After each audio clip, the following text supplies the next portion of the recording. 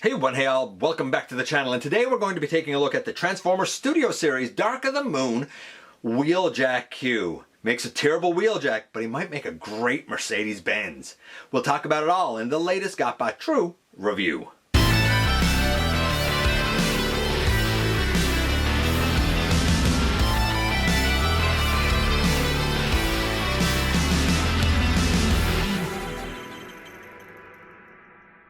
Hey one, hey all, welcome back to the channel. I'm your host, your most humble of hosts, Dennis Moulton, aka GotBot. As always, please like, comment, share, of course subscribe, and while you're at it, light them up, baby.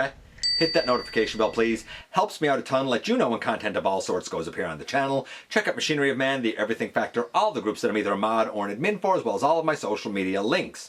All of that's in the description down below. Also in the description down below. And if you're in a position to help the channel to grow, you can use the donate link. You can check us out on Patreon. You can see what we have to offer to you through Spring. Or of course, you can use the join button at any given time and become a channel member. And this is Q. I'm going to use it as the character Q. I'll mention this and explain why in a bit. I don't see it as a Wheeljack.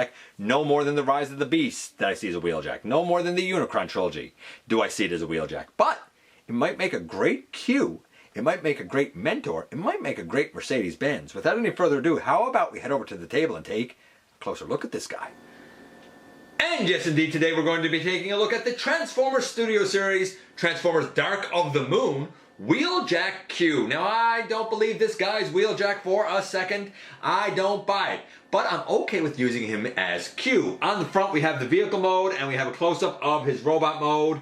Over here, a close-up of the robot mode face and chest. Over on this side, it's just the art on the front wrapped around. So like this is his shoulder, for example, right? I don't see a number on this one. So maybe they've done away with the numbering. I don't know. There were some like kind of mix-ups and mess-ups with the numbering anyway. On the back, we have both of the alt modes as well as what he looks like in the film. And the little bio description over there, that's one line, is basically that he's a tinkerer and a creator of gadgets for the Autobots. Our boy has a big old double-sided sheet of instructions. They're mostly effective, though granted the, I guess the accessories he comes with, the way that they go together and whatnot is a little bit weird, if you ask me. And this is what I mean. We have a blaster that uses a little 3mm peg to peg in on the side of the, hold on, I want to make sure I'm saying this right, the Naganati spare. Apparently this whole big thing is a spare. Who knew? And here he is holding it. Basically, it's able to fit in the 5mm peg hole in the hand. That said, there's also a little rectangular tab here. So if you don't, and his blaster also fits in his hand, by the way. If you don't want it in his hand, you can put it in the furthest over. There's like 4 openings in the back of the, I guess, bumper, I suppose. The furthest one over, that fits into on his back. I'll say this now though, it's not the most secure thing in the world. It'll stay fine, it frictions in just fine. But it doesn't, I guess because it's so long and thin, it doesn't take a whole lot to knock it back out. It holds fine, but if you like lay him down on his back, it's probably gonna come out, for example. Now before we get into this guy or scores or anything, let's kind of be very clear here about why I'm going to only refer to him as Q. I don't think this is Wheeljack. To me, Wheeljack is, you know, this guy basically, right? What's going on here? Hold on. Is this guy. Now, I know what you're going to say. You're going to say, yeah, but GotBot, this is movie Wheeljack. It's a different continuity, blah, blah, blah, blah, blah. That's fine. And you want to use the name Wheeljack? That's fine. But it should at least hearken to the, or, you know, hit the beats that the character should have, right? Like Optimus Prime, whenever he gets adapted, he's still blue and white. He usually still has a faceplate cover. Sometimes he has a mouth.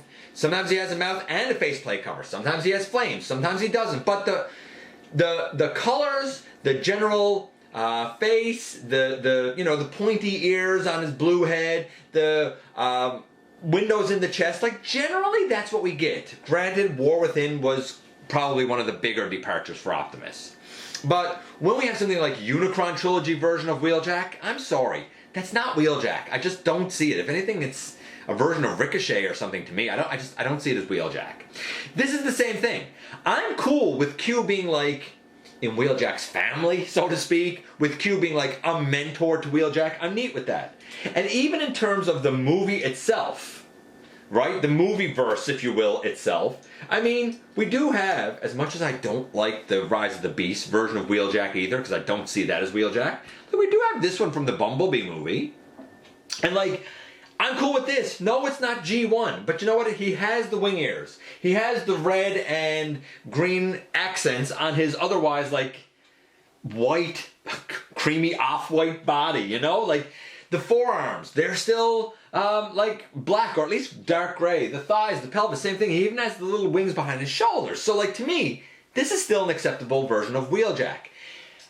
So, rather than call this guy Wheeljack, I'm going to call him Q, and I'm going to have him be like a mentor to Wheeljack. Much the same way that I use the Studio Series version of movie Ratchet as Remedy, a mentor to Ratchet, right? So I'm going to do that. So throughout this review, I'm going to call him Q, and I just want to explain why I see him as a separate character. In terms of the look for the guy, let's kind of start there with the scores because it's as good a place as any. So we'll start from the bottom and work our way up. I do believe he has gray feet. That's fine. This kind of gray section here in the front, that should be blue. Around the knees, we should have some gold highlights. The thighs are fine. The pelvis is mostly fine, though there's a molded in, I don't know what this cylinder piece is. That should be gold on the front. There's also some bronze missing in there. Up on his chest where we have the blue, that's cool. But the all gray section above the blue, that should have some bronze and gold highlights and detail in it. I think the arms are mostly okay. Maybe a little bit more blue on the forearm. Maybe, arguably, a little bit blue on the forearm. I do like the color of his eyes. I do like the metallic blue hair, if you will. And the yellow, that's not teeth, that's his mustache, because apparently this guy's face is meant to evoke Albert Einstein, at least in part. So it's mostly there, but there's some gold and some gold and bronze highlights that should have been there. I think a bit more blue on the forearms, and I think the shin cover, we'll call it, down there, instead of being gray, that should have been blue. As such, I still think all the molded detail is in there. It's just not all picked out well. I'm going to say that for an overall look of the guy, I'm going to give him an 8. Okay, now that we know that we have an 8 and we have this on the back, I'm actually going to take this off. We'll see it later. Let's do the articulation for the guy. We have a head that goes left and right. I guess, I don't know if it goes all the way around. If you finagle it, you might. Up and down, wiggle. It goes up and down a bit. Not a ton, but a bit. Out to the side is okay T-pose. It's not a perfect T-pose by any stretch of the imagination. The shoulder pieces, they're a little, I guess you can get those up. I mean, I think it's going to get you what you need for a T-pose, even if it's not perfect. The hip skirts can go up either way, and the hips can go pretty much all the way out. We also have legs that can go, forward and back a bit, but there's a lot of kibble back there. We do have a thigh swivel. We do have, get that up out of the way. We do have a knee to 90 degrees. I certainly suggest having this piece down, though most of the time, if it's not down and you bend the knee, you're still going to have that just move anyway. We have a heel, front and back. I don't think I'm discerning an ankle tilt on this guy, though. I don't think he has an ankle tilt. We do have a bicep swivel, but then we also have a ball peg at the elbow that gives us, really, along with the forearm hinge, I'll call it, it kind of gives us like almost like a double elbow. Kind of, sort of. If you turn it gorilla arm, we get a double elbow. If you don't turn it gorilla arm, then we get a single elbow. But we also have this hinge, I guess on the forearm that goes across the body. It's a weird hinge. Nothing at the wrist. So no wrist, no ankle tilt. Do we have a waist? I'm not discerning a waist either. So no waist, no wrist, no ankle tilt.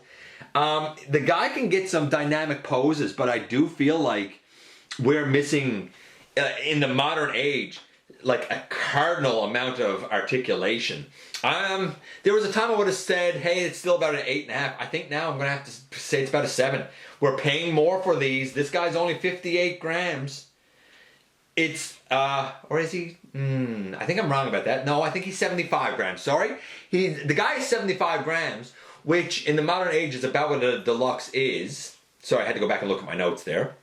So he is in the ballpark of what the modern age is, but since I still feel like a deluxe should be about 80, 84 grams, I feel like, fine, you took a bit of mass away, cool, but like, I think there was some room for some extra paint here. I think we definitely could have had a wrist, maybe not a waist. I don't think that would have been easy to work in there. And if there is one, I'm just not discerning it. A wrist would have been nice, but the arms kind of have a ton of weird hinges and joints as it is. Like, I think you're gonna get everything you want with the arm, even if you don't have a dedicated wrist. So, you know, at least ankle would be nice, waist would have been cool. But yeah, I'm gonna say about, I'll say 7.5. He had an 8 for the look, a 7.5 for the articulation. That's a 7.75. So, sounds rough. It does, it sounds rough, but I like him, and he's mostly stable, and I think he's cool to add to the collection. But now we gotta get to the transformation. And it's very inventive and kind of involved. So we'll see, maybe that'll up his score quite a bit. I will also note now that I'm gonna try and show everything for the transformation on camera, but no guarantees. We begin by bringing this up, and we untab from down here on basically a piece of the window, and bringing this up. Next, we're going to bring the whole section up on his back, and we're going to fold up the bumper, right? The bumper was back so we could plug in his spear here. We're going to fold that so that becomes the front grille and the bumper. We're going to take this forward, and we're going to take this forward.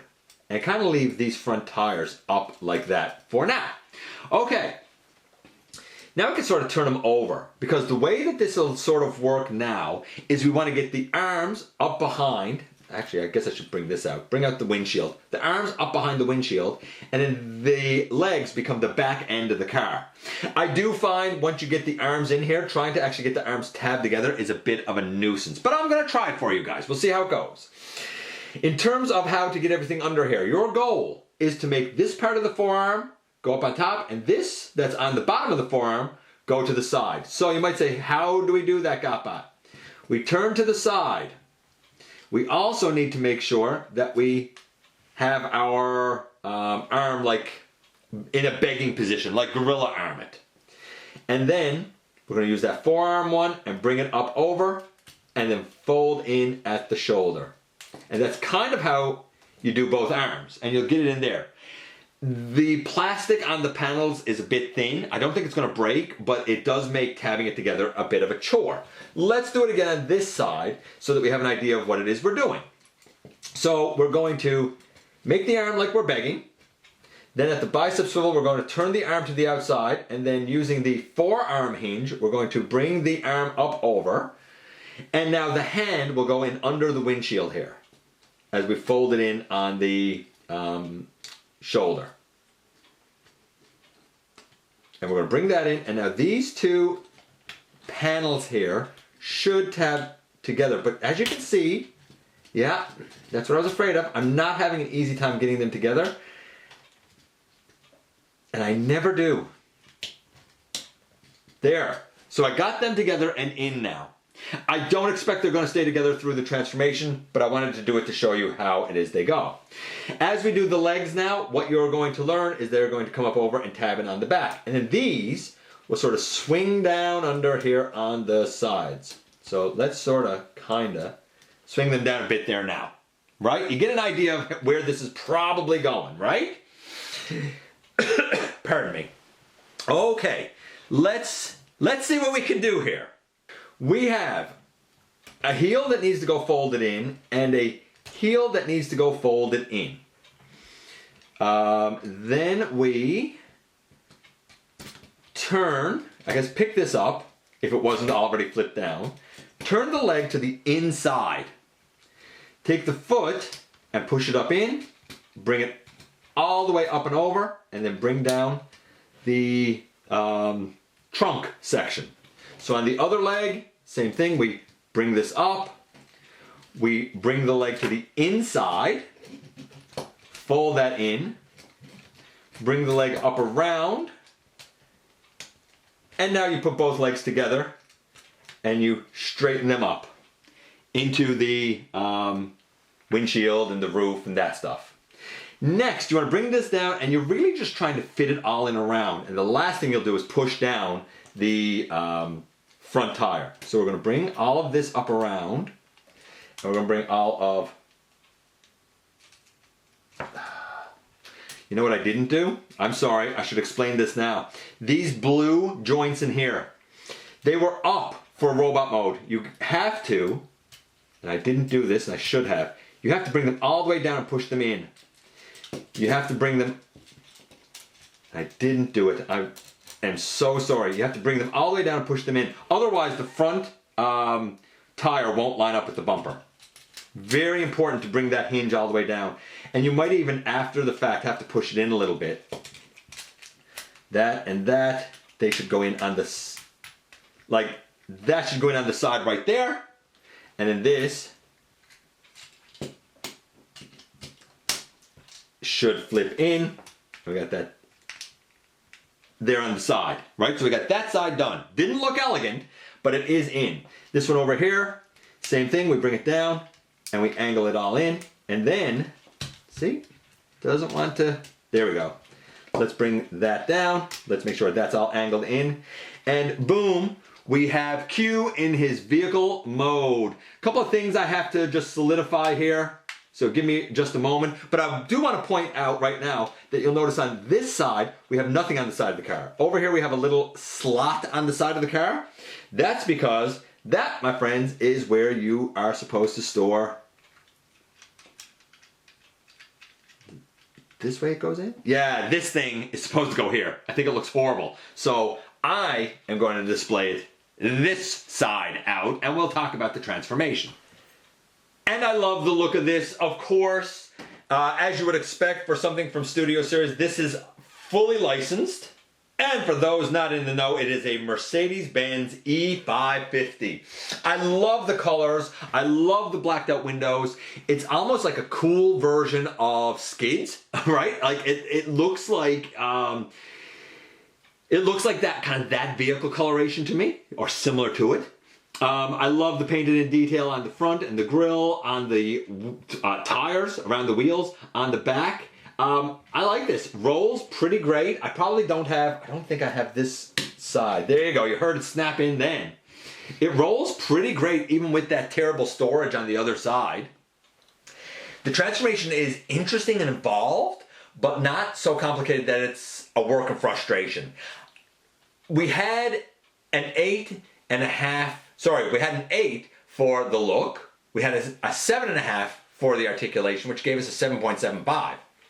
But honestly, I think the transformation is really, really interesting, and enough moving parts that it feels interesting without being so difficult that you want to throw it down. I'm going to say easily, let's see, we're at 7.75.